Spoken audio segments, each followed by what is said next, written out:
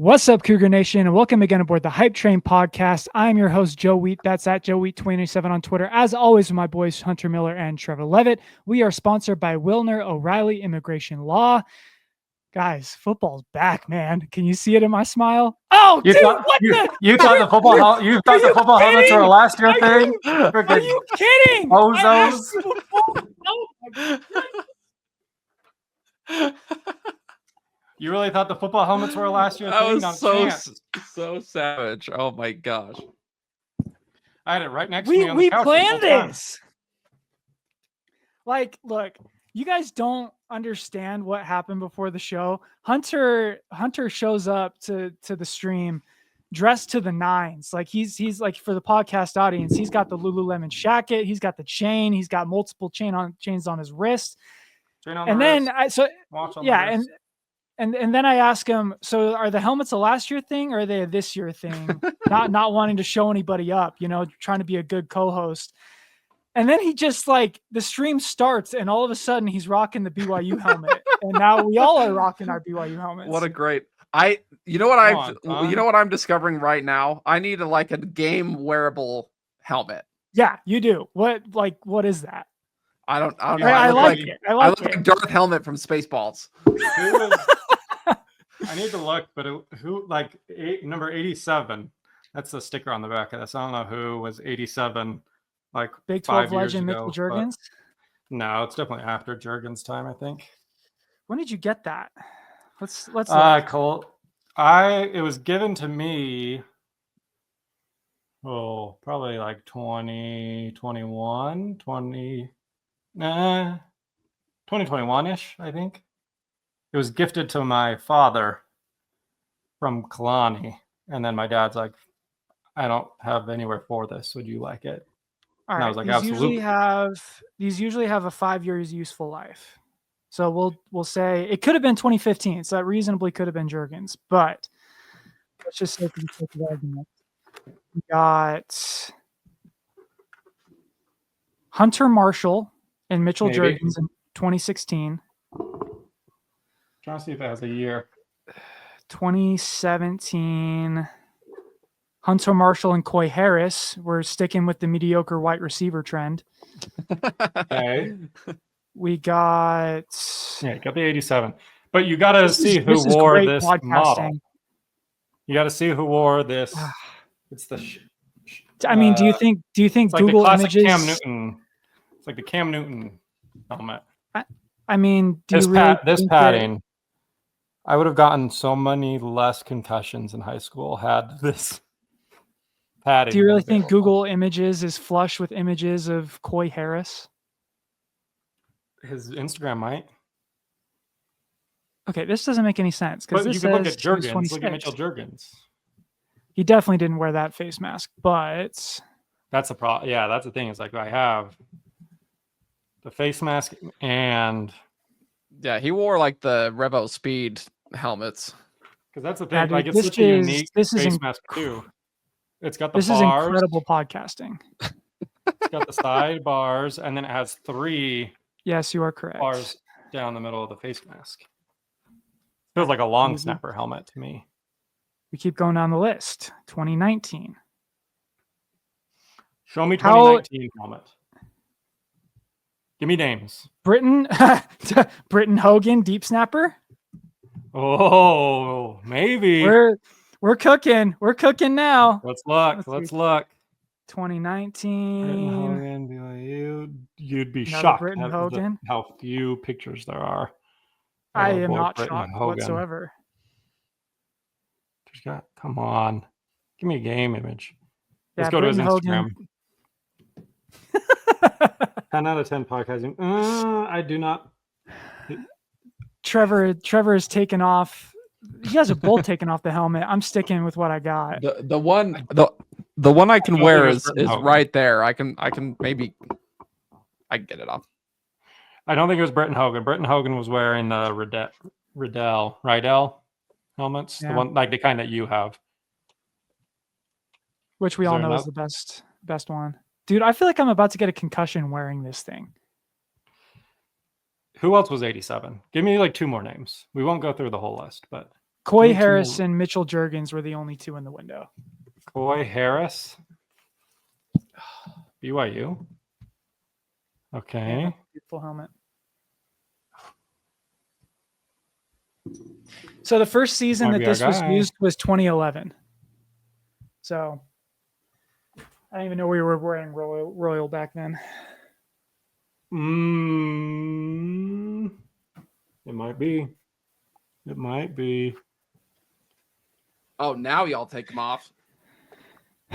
Well, that one just looks so good on you. It has to be a you thing. The blue visor is where it's at too. Guys, we're 5 minutes in. We had actual football to talk about on Saturday, and we're still just like researching Hunter's helmet. This is peak content. Trevor, how was your weekend? Oh, it's good. Kids played soccer. But before that, got to watch some Iowa State, Kansas State. It was a good time, even though the field looked like dump. So what was the best thing that you saw this weekend? Was it A, Kansas State, Iowa State? Was it B, realizing that BYU's next two opponents are probably going to be wins? Or was it C, watching Next Rider two. Lions absolutely rip a top 25 team in California to shreds? That was fun. I watched the highlights of that Folsom Grant game, and our boys got a little bit of attitude to him, and I enjoyed that a lot. I also enjoyed that a lot. Hunter, did you also enjoy that a lot? I mean, 400 yards and 5 touchdowns on like 40 attempts. It was Dare I say 37. Max Hall is back. Dude, now Max Hall, this kid's the love child of John Beck and Taysom Hill. I mean, Max Hall was slinging it. Max Hall had an attitude like too. Max Hall was slinging it more than John Beck was. Just in the spirit of pissing off our brethren to the north for making comparisons to every single quarterback that we get. He's got the arm talent of John Beck, the attitude of Max Hall, and the running ability of Jaron Hall. Running ability of Steve Young. Steve Young. Okay, yeah, I like that. Confidence of Jim McMahon. Bay Area kid. The winning ability of Tom Brady. He's got to be a BYU guy, but Tom Brady did get recruited by Lavelle Edwards, Brady, so we claiming that. Friends with Lee Johnson, famously. There you go. BYU adjacent. BYU recruit Tom Brady, and probably like the run you over ability of BYU recruit Najee Harris. Except for those 4 plays where he got stopped on the goal line. We don't have to talk about that. Yeah, Lions going to be a dog. I'm doing a shameless plug for Sports Illustrated. I'm going to be doing weekly updates on BYU recruits since this is such a fun recruiting class. And buddy, BYU's got some dogs. Dogs, I tell you, dogs. What you're going to say something, Trevor? Well, I was just going to say, when's the last time we've had, as Hunter talked about with Ryder, like a quarterback that completed like, what was that, like 80% of his passes for 400 yards. And in the same week, we've got a tight end who had 3 touchdowns and 200 yards receiving in 1 quarter. So I'm going to give you the quick rundown of the BYU recruits that played last week. Rider Lions went 31 of 37, 408 yards, 5 total touchdowns. Brock Harris 2 weeks ago had I think it was like 160 yards and 3 touchdowns in the first quarter, and then followed that up with 147 yards and 2 touchdowns last Friday. Bob Muitalo, hard to find offensive line stats. He went up against fellow BYU commit Lopeti Mawala, really, really talented edge rusher who had 6 sacks in the previous week. He held Lopeti Mawala to 0 sacks, 0 pressures from what I could count. He dominated that matchup so much that Lopeti Mawala had to switch sides of the line and immediately proceeded to dominate on that side as well. So BYU's got a couple dogs on the line.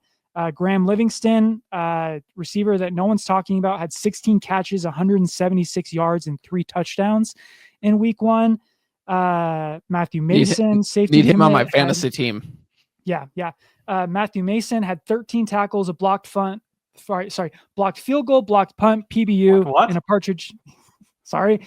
And then Legend Glasker, cousin of Isaiah Glasker, had 4 catches for 90 yards and 2 touchdowns in the first half of week 1.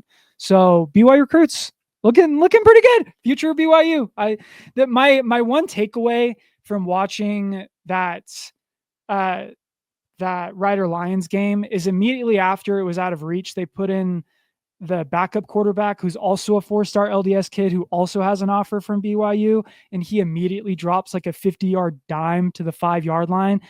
And I'm just immediately thinking, like, is BYU ever going to be bad at quarterback again?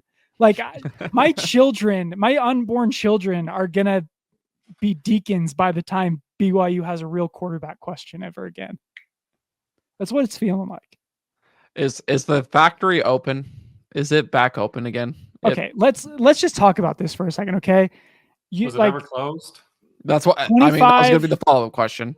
Look, I get it. Bear Bachmeier hasn't taken a snap. We're assuming that things are going to pan out and he'll be in the NFL after his junior year. Why? Because the Bach is in the mire. Work on Sundays. Got it. We got 25, 26, 27, Bear Bachmeier. Bachmeier goes to the NFL. We got 27, 28, 29, Rider Lions goes to the NFL. Then his backup from Folsom gets home from his mission in 29. He steps in as a redshirt freshman, 30, 31, 32. He's the guy. We're cooking. It's pretty good. I don't like that 2032 is that close. Don't worry. There's going to be by that time Taysom Hill's kids are going to be old enough to be recruited. So let that make you feel old. Was Jaren's oldest a boy? Yes, I think so. And then it'll go into Jaren's son. Yeah, and then at that point, Rider Lions kids get going, and then Bear Bachmeier's kids get going. And like again, we're moving. Well, we're moving in the right direction. John Beck has a few boys. One of them named after Ty Detmer. Oh, it's fun to dream, isn't it? Also, decently good week for BYU players in the NFL. I would say so. NFL roster, final preseason games were over this weekend. Rosters were announced. While not officially on the 53-man rosters, both Tyler Batty and Jacob Robinson appear to have made the rosters. They're currently on the injured reserve. But the fact that the team didn't outright cut and waive them with an injury designation makes you confident that, they once back and healthy, they have a decent shot of being on the 53-man roster. Those 2 injuries broke my heart. Are both out for the year? Is that the official word? I know Robinson. I feel like Jacob wouldn't be out a whole year with a broken forearm. Like that feels like I saw someone say he would miss wrap the season, which sucks, but we'll see. Either way, he's still on the 49ers, which we're counting it. So BYU players that made an NFL roster: Tyler Algier, no surprise. Zane Anderson. Let's see. Puka. Sorry, I'm just making sure I got the right list. So Zane Anderson makes the roster for a 3rd year. How about that? I don't know if I would have anticipated when he left BYU that Zane Anderson would be a multi-year NFL guy. Awesome for him. Tyler Batty, we've already discussed. Chris Brooks made the roster in Green Bay. Yep. Sneakily, one of my favorite BYU running backs that unfortunately was only here for a year, so it doesn't get talked about as much. Brady Christensen for Carolina, Blake Freeland for Indianapolis, Taysom Hill for New Orleans, Puka, Ryan Rico for Cincinnati, Jacob Robinson for San Francisco, Kingsley for Kansas City, Kairos Tonga for New England, Kyle Van Noy for Baltimore, Fred Warner for San Francisco, and Zach Wilson is QB2 in Miami. So good, I would say pretty good day for Cougs in the NFL. I think the only ones that I know of that were cut were Darius and Caleb Hayes. And Keaton Slovis got cut by Houston. That's too bad. But he's No probably fans up another on practice squad. he's another probably practice squad guy for Houston. Yeah, Jaron didn't sign. Jaron had the opportunity apparently to sign with Jacksonville, chose not to. Who But among yeah, us? who among us would rather not play professional football than for the Jacksonville Jaguars? Oh man. So yeah, Cougs in the NFL, good times. I was going through the roster today, and I have my first hot take before we actually give the hot takes. I think BYU is going to have 5 players drafted next year. Okay, interested to hear who they would be. I've got Keanu an idea. Tanabasa, I was gonna say he feels like the most likely. Isaiah Glasker, Okay, Jack Kelly, okay, Chase Roberts. Okay. okay. Chase is probably a 7th round, day 3 kind of guy. Yeah, Waylon Lapuaho. And I'll get to why if we're going to talk about our top 10 list, probably not. we will. Waylon Lapuaho has started over 30 games over the last 3 years. He has played 1,049 pass blocking snaps. Guess how many sacks he has given up in those 3 years on those 1,000 snaps? 4. 3 in his entire career. That kid's a dog. 4-year starter. I'm just going to put out a flyer that BYU gets at least 1 lineman drafted, and if I had to guess, it's Waylon. I feel like Will Farron could sneak in there somewhere too. I think Kickers don't get drafted is the problem. Like you have to be like the best. I mean, if he of the puts up best of an, the best. I mean, Will Farron's a preseason All-American, so maybe he is the best of the best next year. But we'll like see. even Ryan Rico, not drafted. I mean, regardless, I think Will Farron probably makes an NFL roster, but that's my. What do we think of that as the hot take? What about an LJ Martin? I think LJ comes back for another year. I just don't think he's got that. Maybe this year he exhibits that breakaway speed.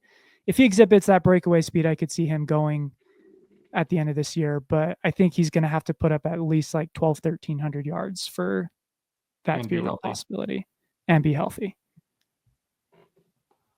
But if he's healthy, puts up 1,500 yards. I don't know. I would love it. I would love it. Yet another BYU running back making an NFL roster. Give me all of it. I don't think Jamal Williams has landed anywhere. Speaking of, he's still off. Yeah, he worked out for the Bears and Saints, I think, but nothing came. That's too bad. That's always like the tough part about the NFL. It's just like you're just done, like randomly. Yeah, very unceremonious. A couple of years ago, you break a record held by Barry Sanders, and then 2 years later, you're out of the league. It's just there's not a lot of retirement farewell tours in the NFL. One name I did not mention, but I would be remiss: Tanner Wall. Tanner Wall feels like a Zane Anderson, Dan Sorensen. I just have this gut feeling that he's not going to get drafted, but he's going to be Zane Anderson and stick on an NFL roster just because he's such a great guy to have around and he's sneaky athletic. What's so sneaky about his athleticism, Joe? Oh, I can't say it on TV, but you know what I mean. It's because he's from McLean, Virginia. Exactly. From the DC area. Nothing good comes out of the DC area, right, Jackson? Notable unathletic white guys only come out of Northern Virginia. Oh, man. I guess recap week 0. BYU had 3 opponents play on week 0. Iowa State, Portland State, which we'll get to in a second, and Stanford. What did you guys make of watching BYU's 3 opponents over the weekend? Go ahead, Trevor. I don't think we had kind of talked about it a little bit on Saturday, but with the conditions the way that they were in Ireland, I think the one thing that I saw at least, and probably not much of a surprise at all. But Iowa State is just well coached. I think at the end of the day, that's ultimately what separated them from Kansas State. Especially towards the end of the game, like the play calling was aggressive. Ball was put in the hands of their best playmakers, and it ended up being the thing that sealed it for them. Stanford, I'm not sure what to make of the Stanford game because I think Hawaii is actually a lot better than we think they are. I think that freshman quarterback of theirs is going to be really good. And he seems to run that run and shoot offense in Hawaii pretty well. But at the same time, Stanford likes to control time of possession, and they're just not at the same time very good at it. Like it's what they want to do, but they only ended up having like just barely over 100 yards rushing, if I remember, and just could not generate much on offense. And so I think this is a team that the defense is going to be licking their chops over. And frankly, I thought the defense was pretty porous. There were a couple of times that I think it's like Alejandro was his last name. Hawaii. If he could have hit his receivers on a streak, I think they would have won by about three or four touchdowns because Stanford's DBs were just getting beat that bad. And then Portland State, and it was like Tarleton. Is that how you say that? Tarleton. Uneventful game. And I don't think anyone's going to pretend that Tarleton's all that good either. But they shut Portland State out. So should be a fun tune-up game this weekend. I watched the highlights. I didn't watch the actual Tarleton game because that was nap time for me. But I went back and watched the highlights of that Tarleton State game. I got bored watching the highlights. Like that was a tough watch. If you guys are sick men like Trevor and are watching replays of games from 5 years ago, that I can imagine you were locked into that game, to which I say, I salute you. I could not like that just very, very boring offenses. It was probably about the most unimpressive 42-0 performance I've ever seen. I'm hoping that we get something very, very similar this week. Yeah, I have to push back on what Trevor said a little bit because I feel like that Stanford Hawaii game was the only game that I had any semblance of a takeaway from. Just because Portland State is so bad, they got beat up by another FCS team. Like, can't make much of that. And then just the conditions of Iowa State versus Kansas State. Whoever's idea was to say, let's take two teams from the Midwest, fly them to the opposite side of the globe, make them play in rainy weather in front of a lackluster crowd on week 0. Lackluster. Let's hang on lackluster. The crowd was excellent. It was a full stadium of both Kansas State and Iowa State fans. They traveled very well. However, yeah, but those fans are also, it's not, you don't have a student section. You don't have the fans that are been up ready, like they're still adjusting to the time difference. And it's probably not your rowdy bunch of fans in Ames, Iowa. It's the ones that can, afford to travel to Ireland for a week. It's not your true college football crowd. Plus, with it being a split neutral site game, half the energy because half the team is rooting against the other. There were no lines on the field. The refs didn't know how to spot the ball. Terrible. There was no lines on the field. Like, apparently paint does not exist in Ireland. How are we playing? Like, I get that it's rainy, which first of all, that needs to be something that you consider. It's wet in Ireland. Let's use water. Let's use water resistant paint, or better yet, let's find a stadium with a roof on it. If we want to, if we want to play across the pond, sure. Let's not do it week 0, introducing America's best sport with one of the Big 12's best rivalries in a real important conference game with playoff implications. Why are we playing that in such a gimmick environment? Like that drove me nuts. That's the crazy thing, is that game legitimately may have Big 12 championship impact. Like Kansas State probably has been eliminated unless they run the table. Yeah, like you are the Big 12's team that will represent them in the college football playoff may have been impacted by the fact that they use corn or potato starch to paint the lines on the field in Ireland, and the refs didn't know how to spot the ball. Straight up powdered sugar. It was because it rained for Florida State, Georgia Tech last year too, and I feel like it was similar conditions, and not once in the last 12 months were they like, we should probably get out ahead of this. It's just so stupid. I hope BYU never gets involved in those kind of shenanigans. Like, if you are Rubel tweeted where he's like, it's my bucket list to call a BYU game on foreign soil. No. And I was like, No. please no. Please. I would love to hear Rubel try to describe where the ball is being placed with no lines. I'd love to see that. George Washington did not cross the Delaware River on Christmas Day for Greg Wrubell to be guessing on where the ball is spotted in an Irish accent. Okay. That's not what James Madison had in mind, or Thomas Jefferson or Alexander Hamilton. Like, now there's an idea. Let's get James Madison University over there.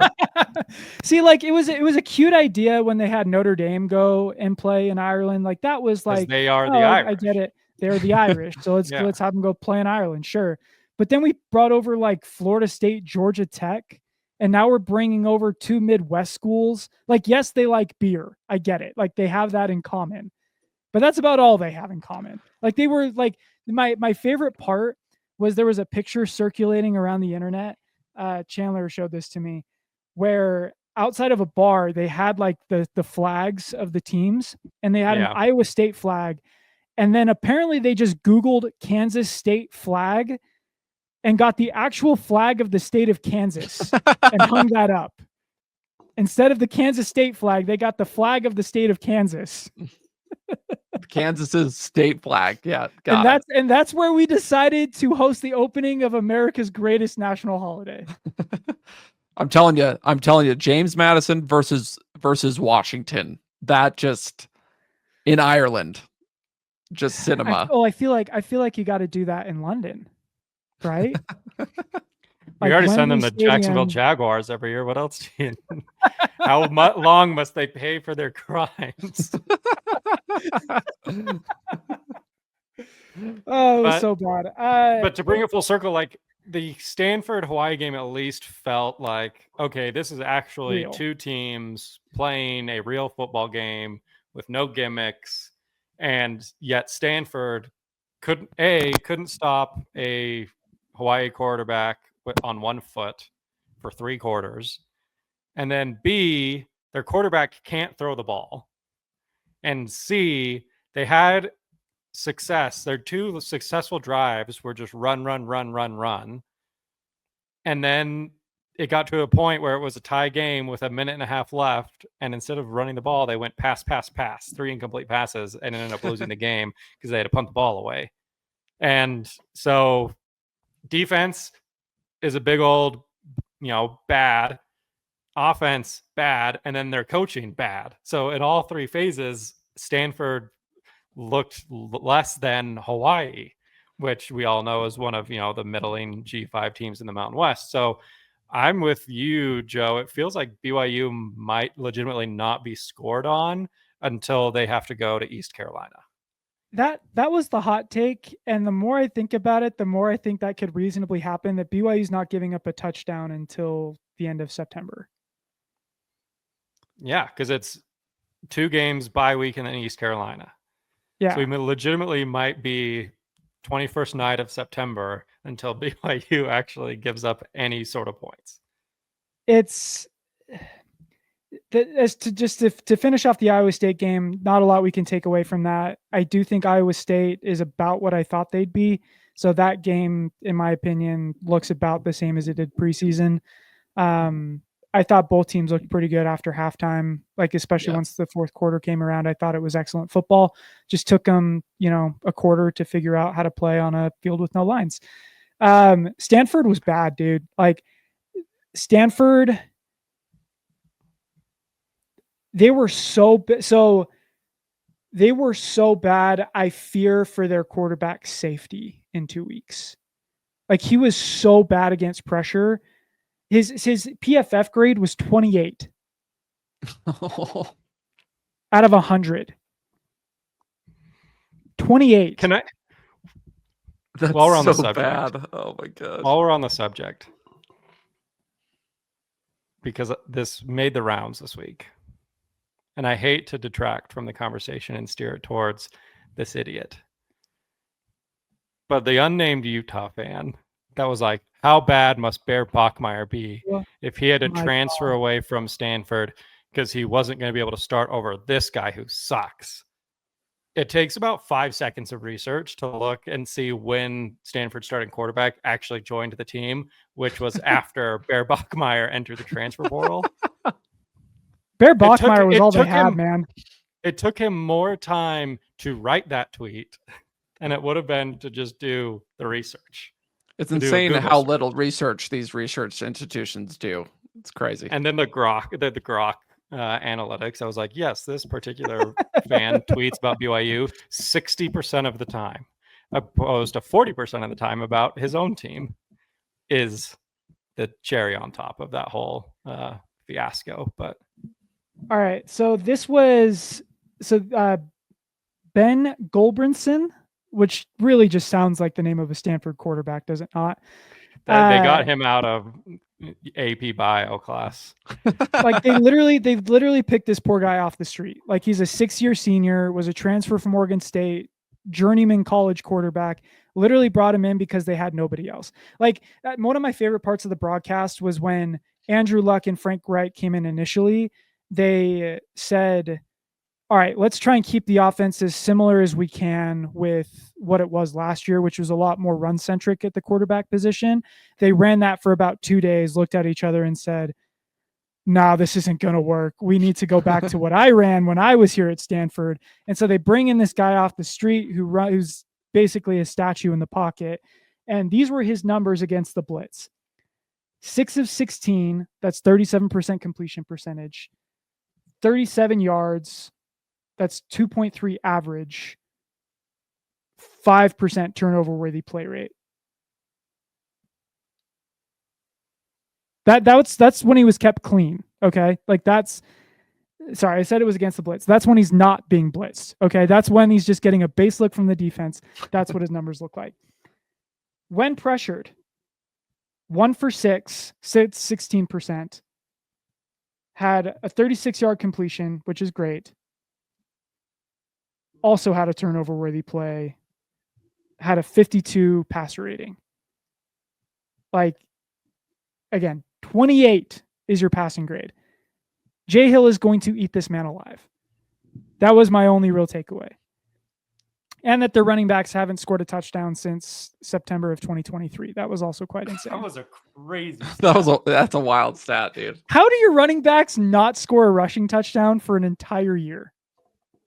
It's not even like Stanford's had like a crazy year last year, like schedule wise. I mean, you played Cal Poly, Syracuse, Wake Forest, Cal, San Jose State. Like you couldn't get a single rushing touchdown against any of those teams. But yeah, like the only disappointing thing, and again, like if you're a Stanford fan that's listening to this, first of all, welcome. We're a football podcast. Football is a sport where you have an oblong ball that bounces kind of funny sometimes. You play on a field that's shaped like a grid. You have hash marks. You have 100 hash marks representing the yards on the field, unless, of course, you're playing in Ireland, in which they don't put those on the field. Welcome. We're glad to have you. I don't want to be mean to your program, but also I do, because your program is trash and have shown absolute utter disregard for BYU for the last 100 years of your existence. I am glad that you've won 12 games over the last 4 years. Y'all are bad, man. Like, it's time to just fold the program. Like honestly, I think it's a waste of money and resources to have a football team at Stanford. What's crazy is they used to be so good. Like this is like Andrew Luck, Christian McCaffrey, Richard Sherman, like just they have dogs, dude. And now they're just so bad. See, this is a function of us being millennials and growing up in like the Toby Gerhart Stanford era, like Christian McCaffrey. Before that, so like let's see, in 2010, from 2010 to 2016, they won 10 games 6 times in 7 years. And the one year they didn't, they won 8. For the previous 80 years, 2 10-win seasons at Stanford. Like Stanford was bad forever. They had a great run with Jim Harbaugh and the beginnings of Shaw, and have since regressed to what they were. Like for the amount of talent that they get, because they still recruit really well. Like they're still recruiting in the top 30 every single year. It blows my mind that they cannot get a coach in there to make it work. It's wild. And I am going to absolutely love BYU kicking their teeth in, because again, Jack Kelly is going to have like 6 sacks in that game if they bring out this quarterback. Like the only downside to Stanford being that bad against Hawaii was that they're probably going to have a new quarterback in week by the time BYU plays them. So we'll see what film Jay Hill actually has to go off of. But again, if they bring out this Goldbrinson guy again, they might not complete a pass. Yes. I mean, you're doomed if you do, doomed if you don't. Like imagine your first game is in LaVell Edwards Stadium against a defense that was top 15 last year in yards per game. Good luck. Portland State, they're bad. Like and again, the downside of this is I feel like BYU's kind of like in this impossible situation, because if you win the game any less than 42-0, you're worse than Tarleton State. Like we don't necessarily believe in another math thing for our Stanford people. We don't necessarily believe in the transitive property, but in this case, you kind of have to. Like, I'm going to need to see BYU put up 50. If it's like, it's kind of what I'm okay, here's the question. If it's like the Wagner game where it's like 70-7, is there a sour taste? Like, did we give up too many points? I need to know under what circumstances did we give up the 7? What quarter were the string, like the end of the game? I'm okay with that. I don't know. I'm not okay with it. I want it on record. I know it's giving me pause too, Hunter. It's like leave the game feeling like Sam Houston. Just like, what's wrong with us? Like, I have one of the best takes I've had on this podcast in the last 3 years is that BYU against FCS teams always show you exactly what they are. The problem with this one is I just don't know. Like the only thing BYU can show you in this game is if they're bad.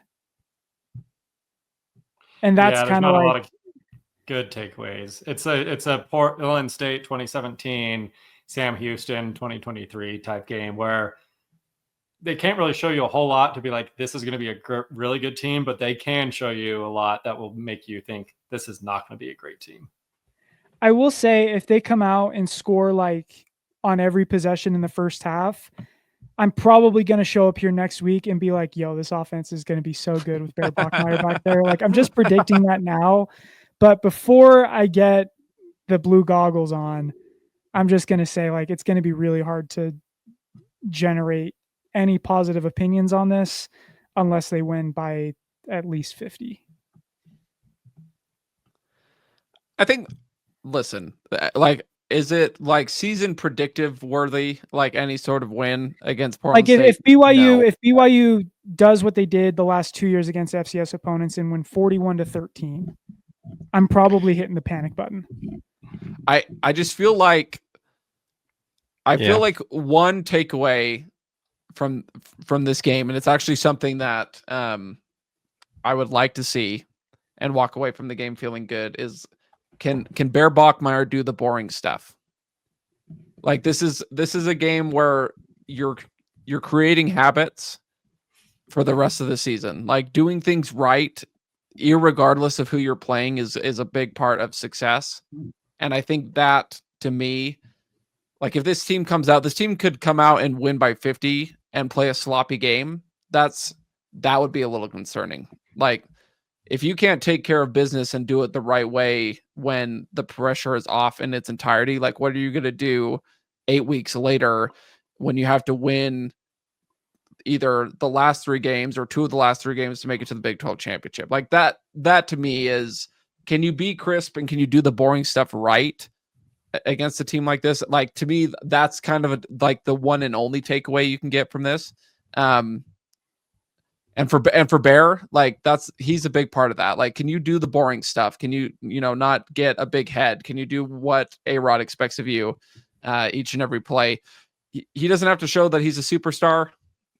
Frankly, I don't know any sort of performance if it shows he's a superstar just because Portland State is that bad. But I would like to see him handle the fundamentals I will say at a high level. If he has a JoJo throw from the SIU game last year, I will come on here and say that he's a superstar. I am just warning you right now.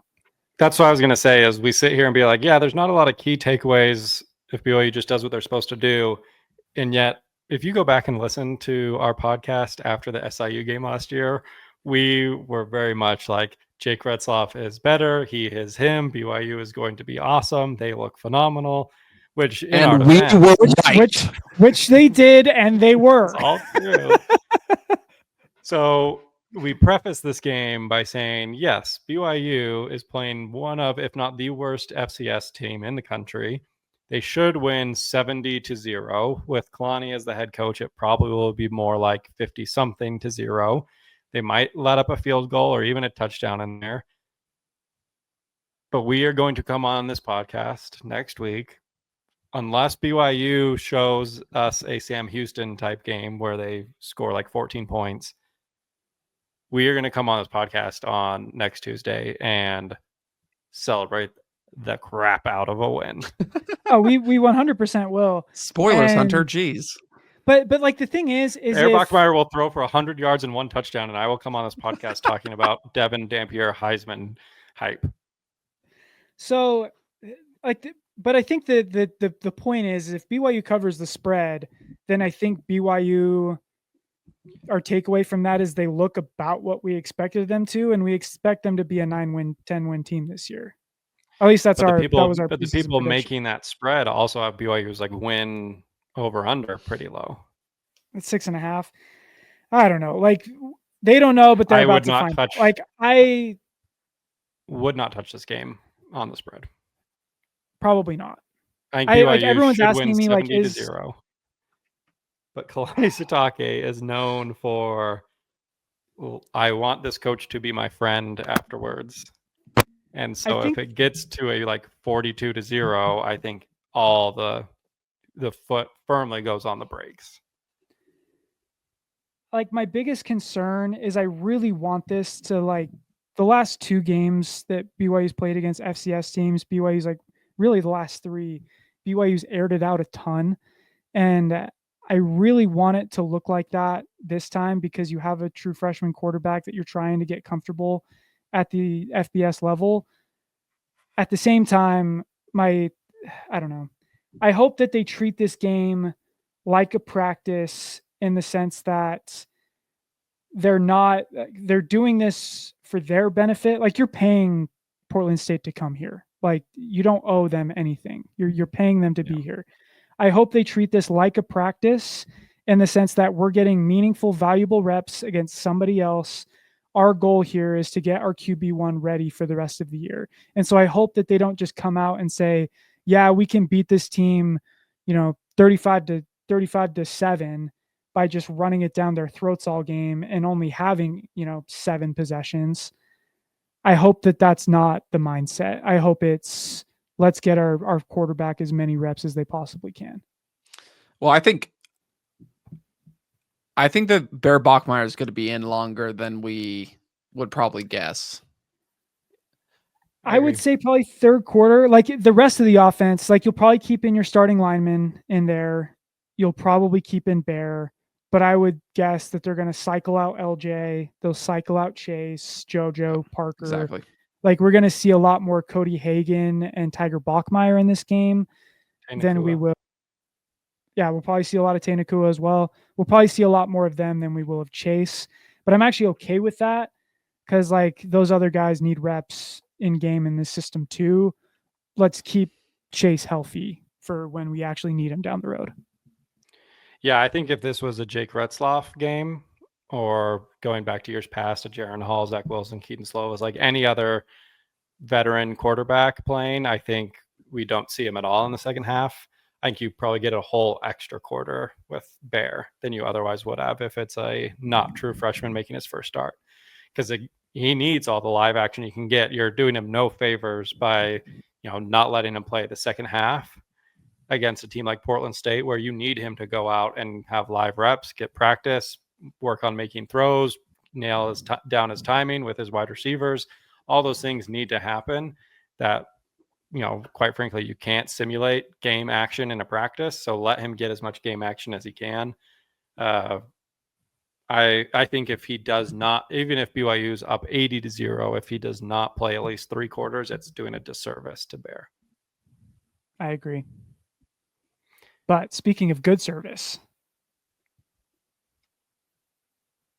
if you've got questions about immigration law, don't wait. Talk to Wilner and O'Reilly. They've been doing this for 26 years.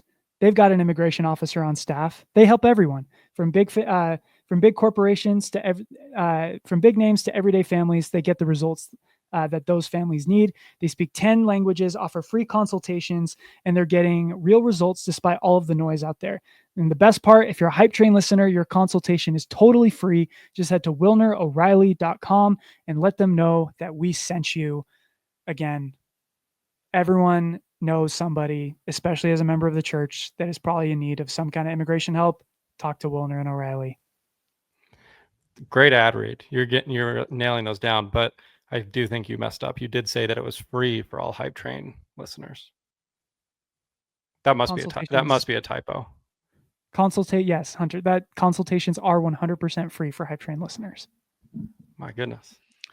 Like Parker Kingston against Portland State, just free, just roaming, running free down the sideline. Also, speaking of Bear, we have our Bear Witness shirts for pre-order right now. Yes, not closed those pre-orders. I think we're gonna let it stay open until the end of the game on Saturday. Here's the problem. I am really, really bad at self-promotion, even though I am like 100% extremely prideful and do a lot of things in life for engagement. Like and subscribe to the podcast. Do it on YouTube, especially. We're trying to drive that algorithm. Yes, we are selling Bear Witness shirts. Awesome design that Hunter Miller personally made. No AI. You'll see a lot of random AI generated images. We do not do that here at the Hype Train Pod. Hunter Miller just turned out a banger design. Awesome heavyweight tees. Great quality shirts. Based off of other designs. Definitely not. 100% original. I am really excited about them. We are going to keep it open just so that we all have a chance to bear witness before we actually order the shirts. But definitely excited about those. For the sake of the business, we really need Bear to do well. If Bear, we're gonna come out here on Tuesday next week and just promote this thing. If Bear has a total stinker, do we change the shirts to Bear with me? What kind of cool McKay Hillstead slogans can we come up with?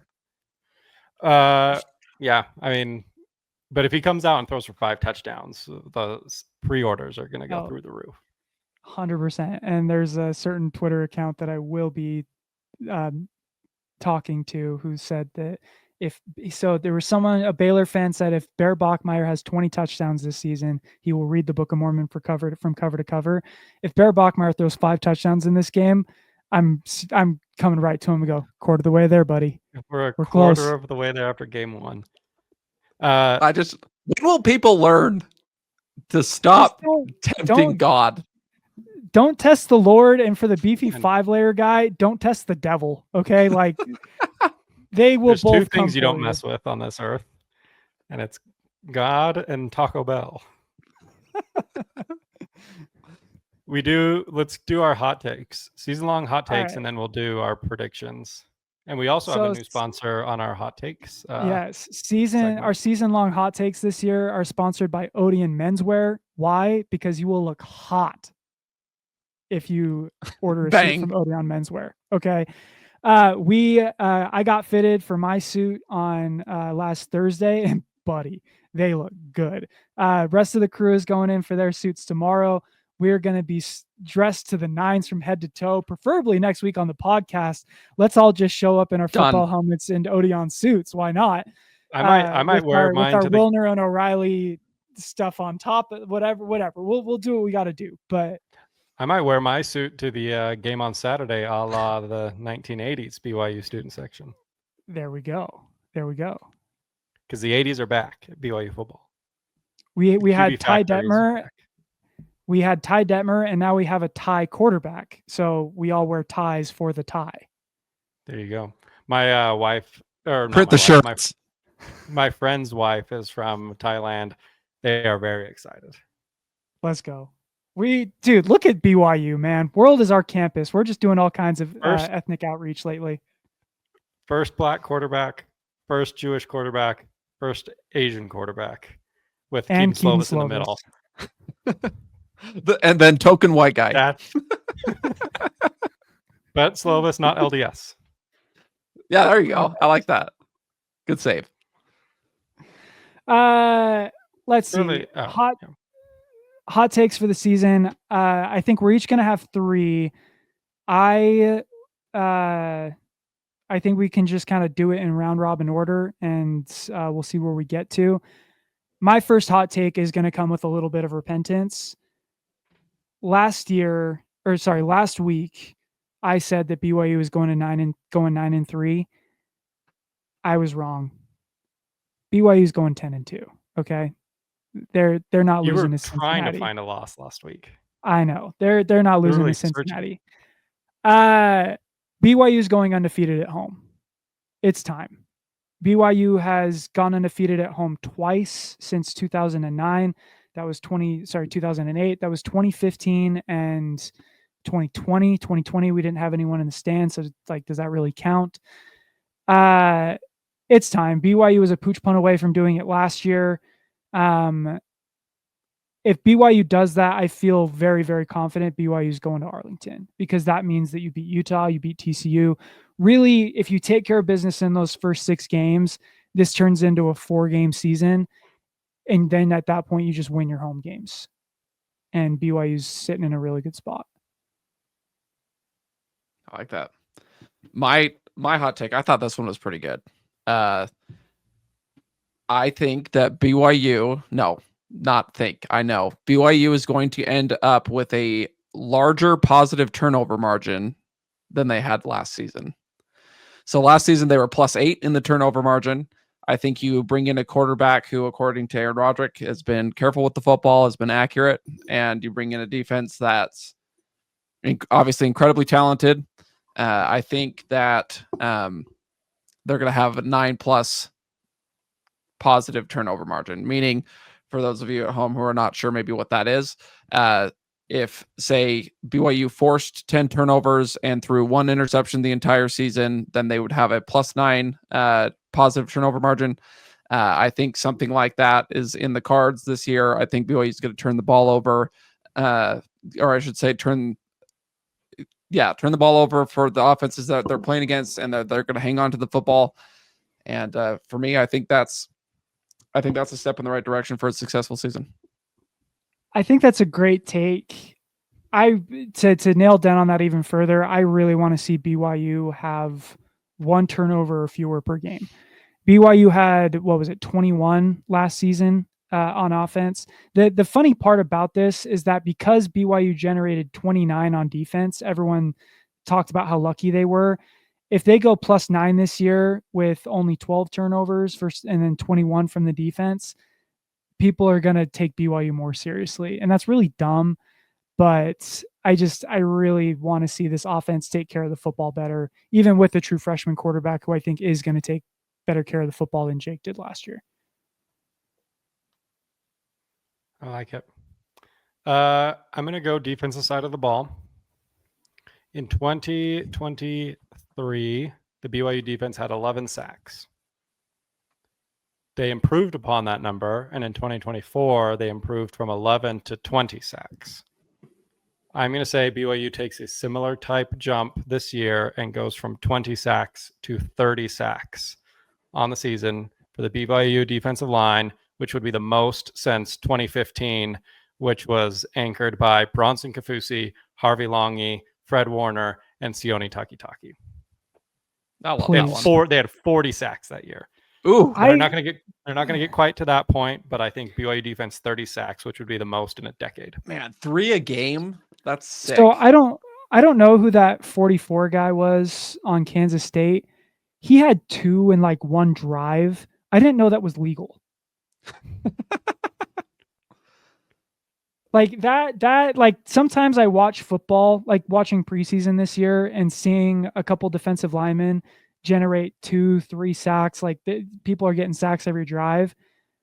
Like that is such a foreign concept to me watching BYU football over the last like 7 years. It feels like that I am begging for multiple sacks per game this year. You're going to get them.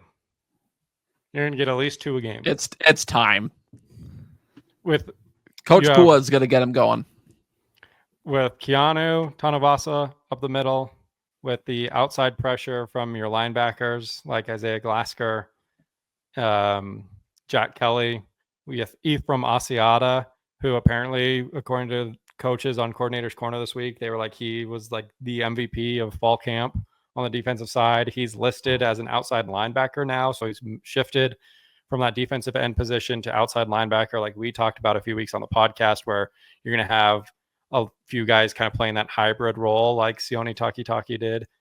I think he's going to bring a lot of speed to that edge. I think BYU is going to get at least a couple sacks every single game. You'll probably bolster those numbers with this week 1 and week 2 against Portland State and Stanford, but I think they're going to remain consistent throughout conference play as well. My next hot take is actually going to be in conjunction with that on the defensive side of the ball. I think BYU is going to finish in the top 10 in yards per play allowed this season. Last season, they finished 19th in yards per play allowed without generating really any negative plays. Like they were good sacking the quarterback. Isaiah Glasker had like 15 tackles for loss. They did a good job, but if you're generating 30 sacks in a season, that yards per play number gets to a point where, like, really, I think they averaged like 4.8 last season to be in the top 10. It needed to be like 4.6. I think as they get more pressure on the quarterback, and maybe they get fewer turnovers this year because usually the ball just isn't going to bounce BYU's way. But I think a lot of those turnovers were generated by pressure.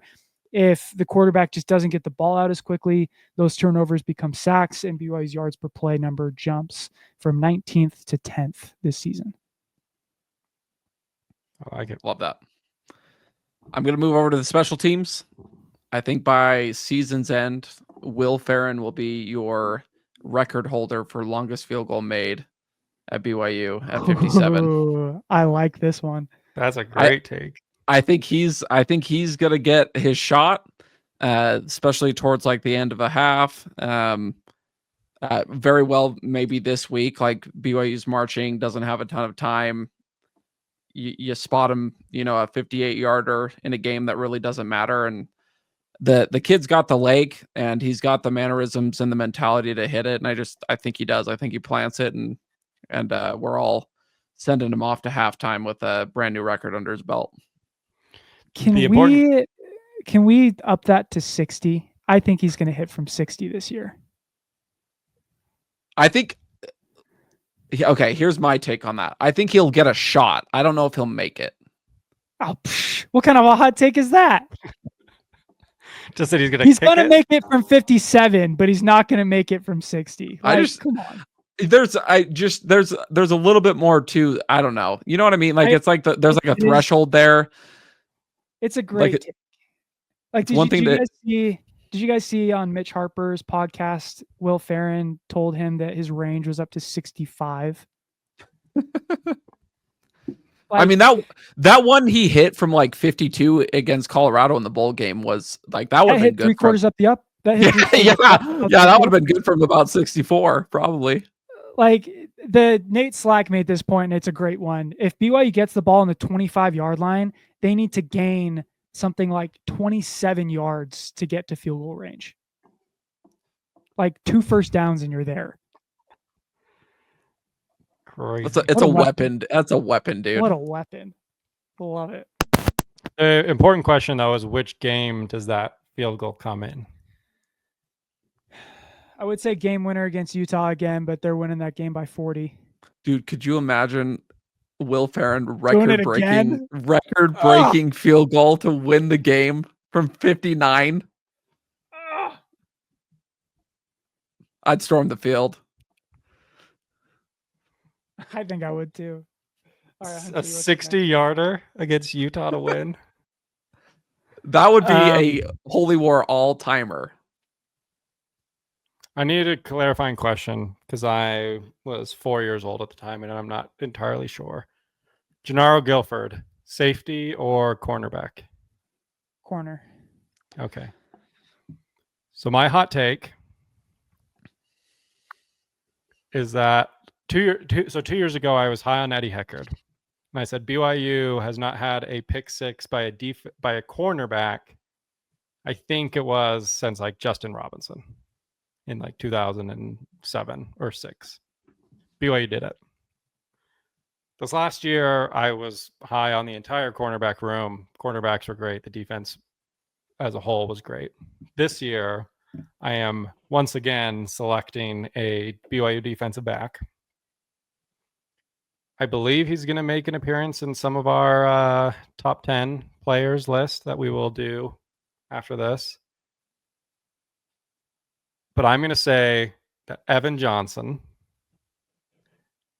has 6 interceptions this season, which would be the most by a BYU cornerback since Gennaro Guilford did it in 2001. Ooh. Kai Nakua did it in 2016, but he was a safety. So I'm saying only BYU cornerbacks. 6 interceptions, the most in 24 years. Now he's coached by Gennaro, who was the last guy to do it. I think this year you don't have an obvious corner one like Jacob Robinson was last year. So I think they're going to get targeted a lot more evenly across the board. He showed ability to make some, impressive interceptions a season ago. I think he's going to be the guy, the lockdown guy this year. Just with the quarterbacks that are in the Big 12, you have, they highlighted it before Farmageddon in Ireland. There's like 7 guys that are like draft worthy in the Big 12. I think the quarterbacks are going to be throwing the ball a ton in this conference.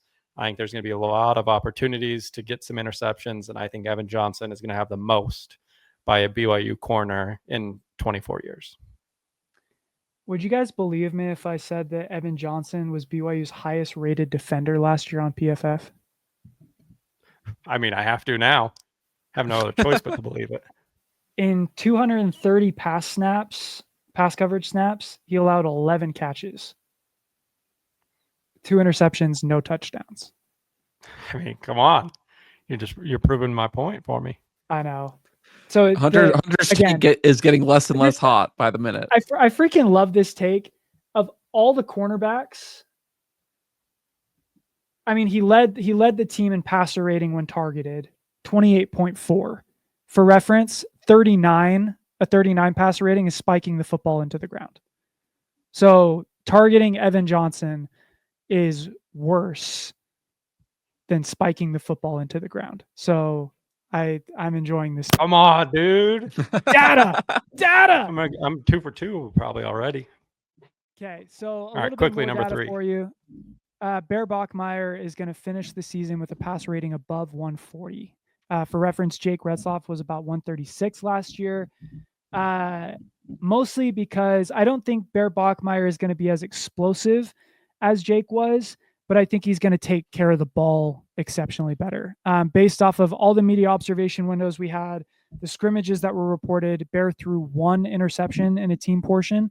That one was because he was told not to scramble and just held onto the ball for a long time and just kind of threw it up for grabs just because. I think he's going to take really good care of the football. He's not afraid to check it down. And then when you look at the teams BYU is going to play this season, with the exception of Utah, Iowa State, and TCU, the remaining 9 teams on BYU's schedule gave up a pass efficiency rating of 144.4, which would be combined 97th nationally. So the teams that BYU will be playing this year, there's going to be opportunities for Bear to light it up through the air. I think he will, and I think he's going to do it while taking care of the ball better than Jake Retzloff did last year. What was Jake's efficiency last year? Like 136.5 off the top of my head. 136.6. So you were close. Pretty good. Peace. I love it. Moving back over to the defense, by the end of the season, Jay Hill's going to have himself a top 10 defense. They were 13th in the country last season, gave up just a little over 300 total yards a game, and I think they crack the top 10 this season. It's a defense that's just loaded. I think between me and Hunter, if Evan Johnson's getting 6 interceptions and we have a wider turnover margin, I think this defense is everything we hoped it would be. And they have, I mean, obviously top 15 is incredible, but I just think top 10 is going to be elite. And I think we're going to be looking back on this team as one of the greatest defenses that BYU's ever had. To go along with that, I think the middle of BYU's defense, so the defensive tackles, the linebackers, and the safeties combined are the best in the conference. So if your cornerbacks and edge rushers grow up quick into what we think they will be, is BYU going to give up more than 300 yards of offense once before week 8?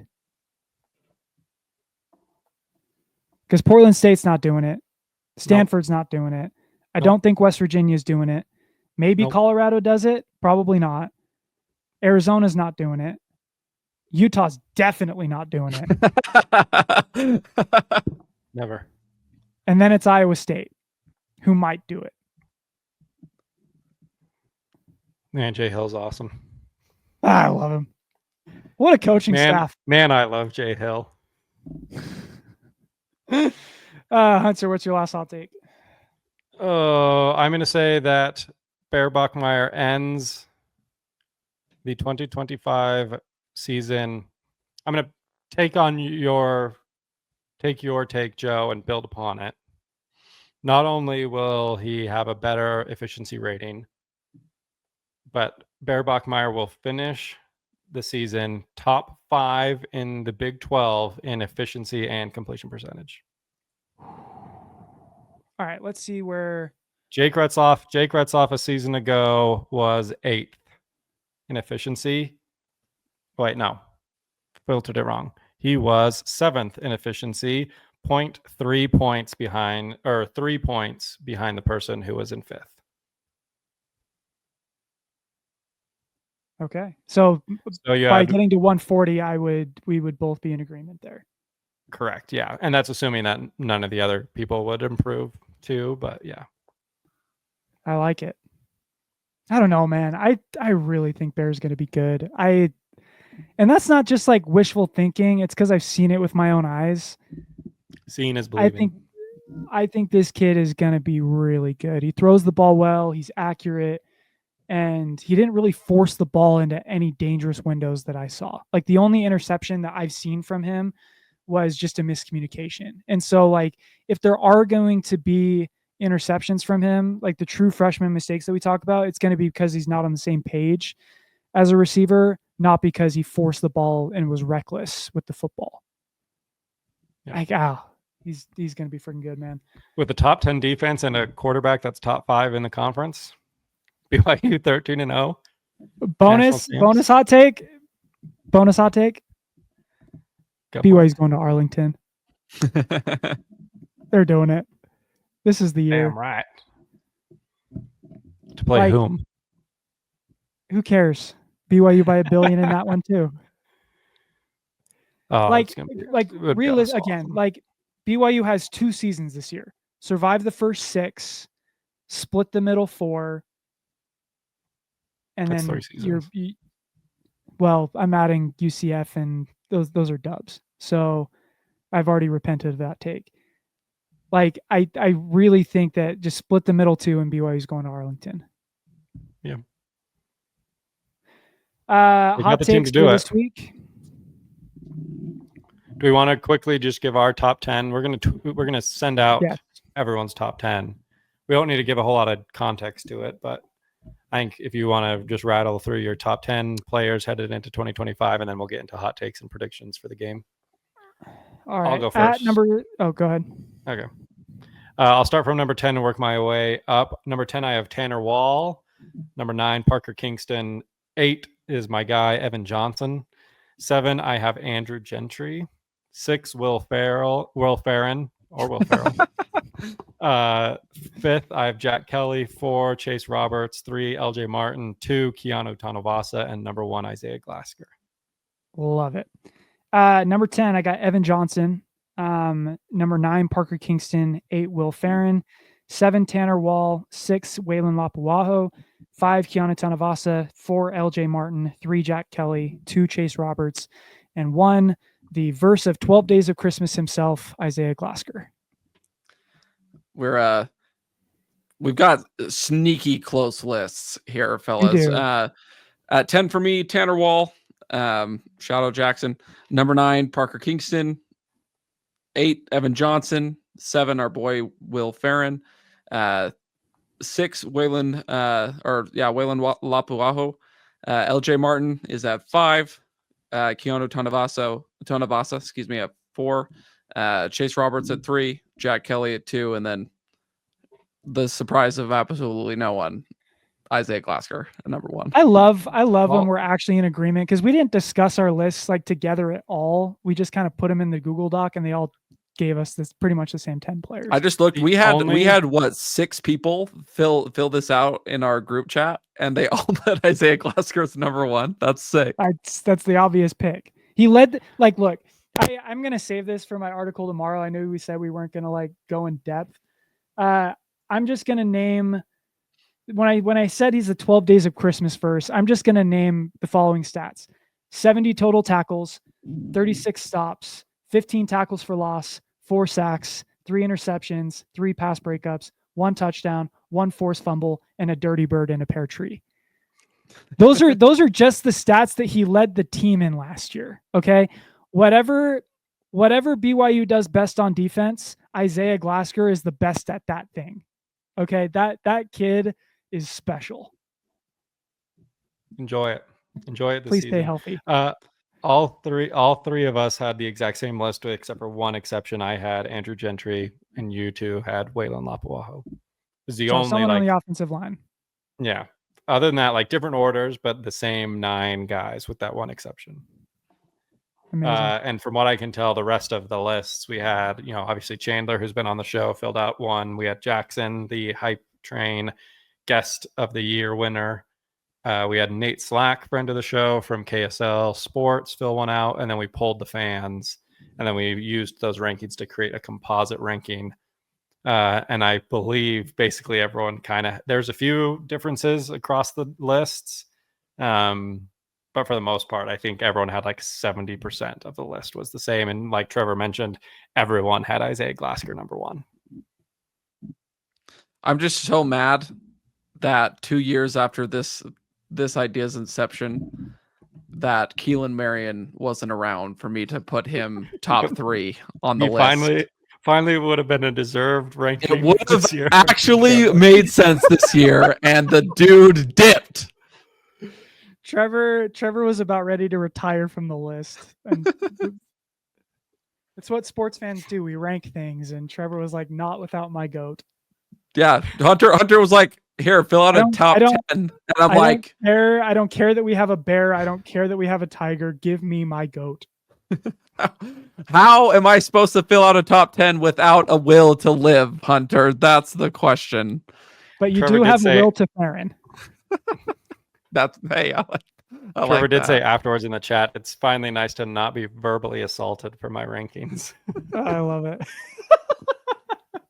All right, BYU, I think is BYU 47.5 point favorites against Portland State. 47 now. It was 43.5 earlier today. Maybe it's Oh, at you got to 47. hammer the 43. 47.5 gives me pause. 55-3. That was going to be mine, friggin' word for word. I was gonna say 47-3 just to score the exact number of points Bear Bachmeier. If BYU scores exactly 47 points, I am definitely coming out here singing the praises of Bear Bachmeier because he did that on purpose. 62-6. Okay, I was gonna say 63-3. Whew. None of us predicted. All right, we all got BYU covering. I'm And a the real coward. I interest- can't- The real interesting part is the hot takes. Hot takes. BYU. I'm trying to think of how to make this creative. LJ Barton, 2 touchdowns. Because the hot take is BYU is going for over like 500 yards at least on offense, but I'm Yep. trying to divvy that up in your mind. come up with a creative way to make that double up or whatever what Portland State's going to do. But BYU outgains Portland State by 400 yards. now there's a hot take. That might be the one, honestly. Okay, you know what? That's the hot take. LJ Martin finishes with more total yards than Portland State. I like that one. Yeah. Okay, that's what we're going with. Okay, I'm gonna All go with Bear Bachmeier 4 touchdowns responsible for. Okay. Jake That'd be Jake successful had day. Jake had 3 against Southern Illinois. I'm going to say Tiger Bachmeier and Tay Nakua combined for 2 touchdowns. I don't know how those 2 touchdowns will be divvied. One piece, 2 for one, and none for the other. But those 2 guys, between the 2 of them, will have 2 touchdowns. I like it. Get the It's little get the back, bench man. guys. in It's there, the right? season. Football's here. We're giving hot takes and predictions on Oh, Tuesday it's so night. good. We're back. We're so I'm back, for it. dude. This game might be the one game though where it really is Cougs by a billion. We say it every week, but this time we mean it. Cougs by a billion, baby.